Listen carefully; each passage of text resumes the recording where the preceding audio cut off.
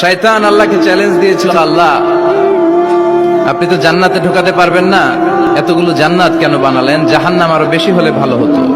আল্লাহ বললেন কেন? শয়তান বলে, আল্লাহ এই সবগুলারে আমি ওয়াসওয়াসা দিয়ে মুনাফিক বানিয়ে নাস্তিক বানিয়ে জাহান্নামে ঢুকাবো।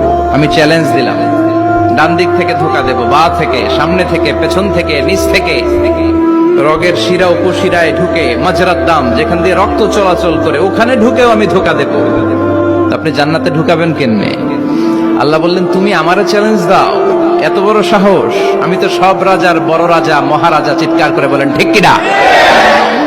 মহারাজার সাথে চ্যালেঞ্জ দেয়া যায় না। তুমি আমাকে চ্যালেঞ্জ দাও, ওকে ডান, আই টেক ইউর চ্যালেঞ্জ। আমিও তোমার চ্যালেঞ্জ নিলাম। তুমি আজীবন ধোকা দিবা, আজীবন তুমি গুমরা করবা, বেনামাজি বানাবা, জালিম বানাবা।